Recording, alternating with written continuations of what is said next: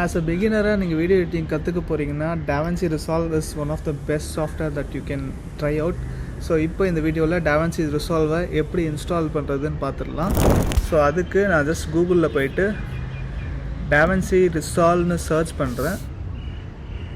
So search பண்ணோடனே DaVinci Resolve 20ன்னு அவங்களோட official வெப்சைட்டோட லிங்க் இருக்கும். அதை கிளிக் பண்ணி ஓப்பன் பண்ணிக்கோங்க.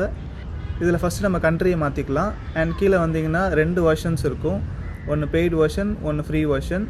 ஸோ பெய்டு வெர்ஷன் 29,900 சம்திங் இருக்குது. ஃப்ரீ வெர்ஷனை டவுன்லோட் பண்ணிக்கலாம். ஸோ ஸ்டூடியோங்கிறது பெய்டு வெர்ஷன். ஸோ ஃப்ரீயில் உங்கள் ஓஎஸ்க்கு ஏற்ற மாதிரி 4 ஆப்ஷன் இருக்குது. ஸோ இது விண்டோஸ் ஓஎஸ்ங்கிறதால விண்டோஸ் கிளிக் பண்ணி டவுன்லோட் பண்ண நிறைய டீட்டெயில்ஸ் கேட்குது. Name, email, phone number, city, அதெல்லாம். ஸோ இதெல்லாம் போட்டு ரெஜிஸ்டர் பண்ணி டவுன்லோட் கொடுத்தீங்கன்னா ஒரு ஜிப் ஃபைல் டவுன்லோட் ஆகிடும். இந்த ஜிப் ஃபைலை ஃபஸ்ட்டு எக்ஸ்ட்ராக்ட் பண்ணிக்கலாம். ஸோ எக்ஸ்ட்ராக்ட் பண்ணோடனே இந்த ஃபோல்டருக்குள்ளே EXE ஃபைல் இருக்கும். அதை டபுள் கிளிக் பண்ணி ஓப்பன் பண்ணிக்கலாம். ஸோ இப்போ அது DaVinci Resolve ஃபங்க்ஷன் ஆகிறதுக்கு என்னென்ன அதர் சாஃப்ட்வேர்ஸ் வேணுங்கிறதே காட்டும். அது எல்லாத்தையுமே செக் பண்ணி இன்ஸ்டால் கொடுத்துக்கோங்க. ஸோ ஒன்று இன்ஸ்டால் ஆக ஆரம்பிக்கும். அண்ட் ஃபைனலி DaVinci Resolve வந்து இன்ஸ்டால் ஆகும்.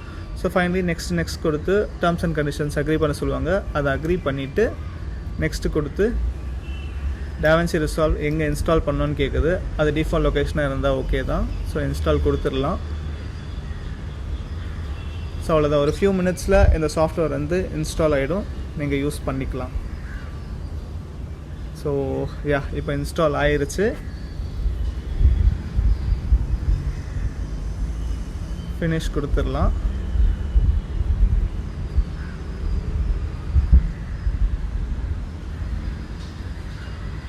ஸோ இன்ஸ்டாலேஷன் கம்ப்ளீட்னு வந்துடுச்சு.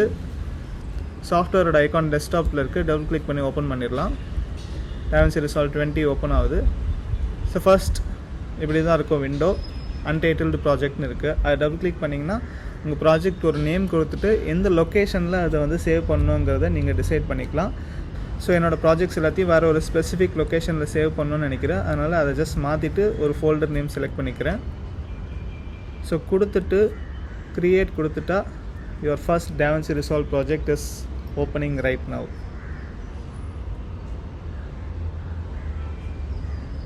எஸ், இப்படி தான் இருக்கும் DaVinci Resolveோட user interface. Edit page, colour page, fusion page, இந்த மாதிரி டிஃப்ரெண்ட் செக்ஷன்ஸாக இருக்கும்.